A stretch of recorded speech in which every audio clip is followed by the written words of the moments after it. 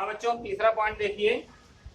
तीसरे पॉइंट में हम बताने आपको जा रहे हैं, 2 पॉइंट में हमने आपको बता दिया आवेश किस प्रकार से संरक्षित रहता है, कैसे वो नष्ट नहीं होता न पैदा होता है, कुल मिला के संरक्षित रहता है। इसी प्रकार से मैंने ऊर्जा को बता दिया कि अगर किसी संरक्षित बल के अधीन वो गिर रही है वस्तु, तो उसमें टोटल एनर्जी क्या रहती है, कांस्टेंट रहती है, कंजर्व रहती है, वो चेंज नहीं होती। इसी प्रकार से तीसरा पॉइंट है द्रव्यमान ऊर्जा संरक्षण का नियम। द्रव्यमान ऊर्जा संरक्षण के नियम को आइंस्टीन वैज्ञानिक ने बताया था। द्रव्यमान ऊर्जा संरक्षण का नियम, तो द्रव्यमान ऊर्जा संरक्षण का नियम बच्चों क्या चीज है? आइंस्टीन ने अपने नियमों में बताया, अपने प्रयोगों के द्वारा बताया कि हम द्रव्यमान को ऊर्जा में और ऊर्जा को द्रव्यमान में कन्वर्ट कर सकते हैं, ट्रांसफर कर सकते हैं। ये कभी नष्ट नहीं होने वाली चीजें हैं, नष्ट नहीं होते, एक रूप से दूसरे रूप में ट्रांसफर हो जाते हैं। कभी ऊर्जा आपकी नष्ट नहीं होती है, केवल एक रूप से दूसरे रूप को ग्रहण कर लेती है। इसी प्रकार से मास भी किसी चीज का नष्ट नहीं होता है। तो द्रव्यमान को ऊर्जा में और ऊर्जा को द्रव्यमान में कन्वर्ट करने वाला आइंस्टीन वैज्ञानिक ने अपना समीकरण बनाया है। वो समीकरण E बराबर होता है डेल्टा mc²। भैया जहाँ डेल्टा m क्या होता है, ये द्रव्यमान क्षति है। द्रव्यमान क्षति क्या होती है? जब किसी नाभिक का विखंडन करते हैं या जब किसी नाभिक की रचना करते हैं तो द्रव्यमान की कुछ कमी होती है। जब नाभिक का आप विखंडन करोगे तो द्रव्यमान में कुछ क्या हो जाती है, कमी हो जाती है। तो जब द्रव्यमान में कुछ कमी हो जाती है तो मान लेते हैं द्रव्यमान में कमी कितने की हो गई, डेल्टा m। तो उसको प्रकाश की चाल से गुणा करा देते हैं, तो ये हमारे पास क्या है, उस कमी के दौरान कितनी एनर्जी हमारे पास निकली है या कितनी एनर्जी हमको गेन हुई है, ये पता चल जाएगा। ठीक है, तो द्रव्यमान क्या बदल गया, ऊर्जा में बदल गया। जितना द्रव्यमान की क्षति हुई उसी के अकॉर्डिंग ऊर्जा हमारे पास क्या हो गई, हमको मिल गई। ठीक है ना। तो ये आइंस्टीन का ऊर्जा समीकरण कहलाता है। ये क्या करता है, द्रव्यमान को ऊर्जा में या ऊर्जा को द्रव्यमान में कन्वर्ट करने वाला, द्रव्यमान को ऊर्जा में या ऊर्जा को द्रव्यमान में कन्वर्ट करने वाला समीकरण है आइंस्टीन का समीकरण। इस प्रकार से हमारे पास आइंस्टीन के ऊर्जा समीकरण की रचना हो जाती है। इसमें हमारे पास द्रव्यमान ऊर्जा संरक्षित रहती है, द्रव्यमान और ऊर्जा नष्ट नहीं होते हैं। अगला पॉइंट हमारे पास आता है बच्चों, रेखी संवेग। रेखी संवेग संरक्षण, conservation of linear momentum. Conservation of linear momentum. Conservation माने संरक्षित रहना, लीनियर मोमेंटम माने रेखी संवेग संरक्षित रहना। तो रेखी संवेग किस प्रकार से संरक्षित रहता है? सबसे पहले तो मैं संवेग के बारे में डिफाइन करूं, क्या चीज है, पढ़ चुके हो परिभाषा।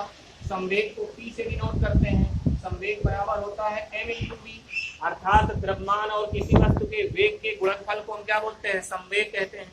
अब ये संवेग हमारे पास किस प्रकार से नियत रहता है, कैसे नहीं चेंज होता है? अगर कोई बॉडी हमारे पास ये है, कोई पिंड हमारे पास ये है, इस पिंड पर अगर कोई बल काम कर रहे हैं, ढेर सारे फोर्स लग रहे हैं और टोटल फोर्स का सम क्या है, 0 है।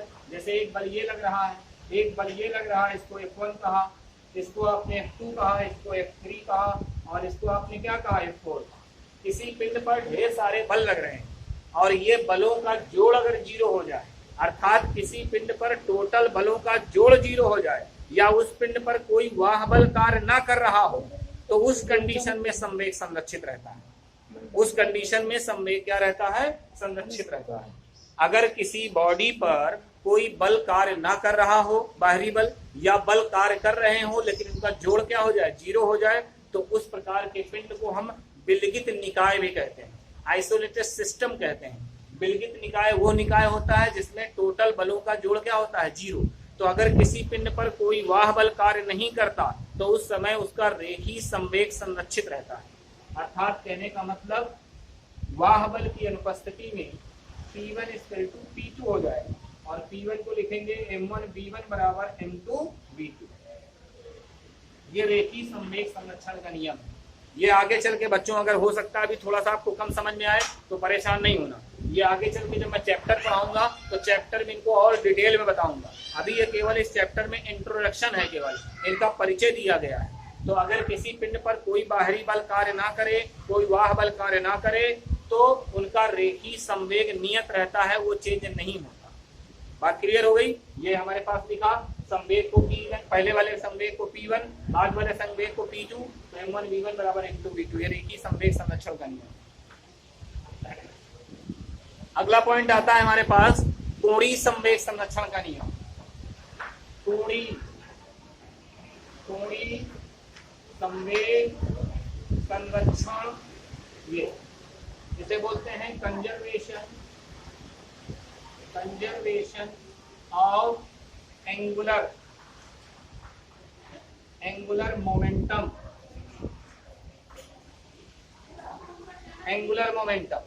बच्चों, कोणीय संवेग जैसे रेखीय संवेग कि बाहरी बलों का योग क्या था, 0 था, कोई बाहरी बल नहीं काम कर रहा था। इसी तरह कोणीय संवेग, अगर कोई वस्तु कोण में घूम रही हो, कोई वस्तु अपने अक्ष के परितः चक्कर लगा रही हो, जैसे छोटे बच्चों वाला जो झूला होता है उसे बच्चे घूमते हैं और वो अपने अक्ष के परितः ऐसे घूमता है गोल गोल। अगर उसमें झुलाने वाला आदमी उसको ना झुलाए तो टोटल बल क्या होगा, 0। या कोई ऐसे झुला रहा हो, दूसरा आदमी इधर से झुला दे, तो उसमें बल आघूर्ण 0 होगा। उसमें बल नहीं कहेंगे, बल आघूर्ण, घुमाने वाला बल, वो 0 होगा। अगर टोटल बल आघूर्ण किसी वस्तु पर 0 होगा तो उसमें कोणीय संवेग नियत होता है। कोणीय संवेग को हम लोग J से या N से डिनोट करते हैं और इसका फार्मूला J बराबर होता है I इंटू ओमेगा। I क्या है आपके पास, ये जड़त्व तो आघूर्ण होता है, मैं आगे बताऊंगा जड़त्व तो आघूर्ण भी क्या है, अब यहाँ पे पूरा सब चीज नहीं बताई जा सकती है। जड़त्व तो आघूर्ण है, ओमेगा कोणीय वेग है। अब ये चीज कांस्टेंट होती है तो ये नियत बनी रहती है, या करके इसको लिख सकते हैं हम लोग I1 ओमेगा 1 बराबर I2 ओमेगा।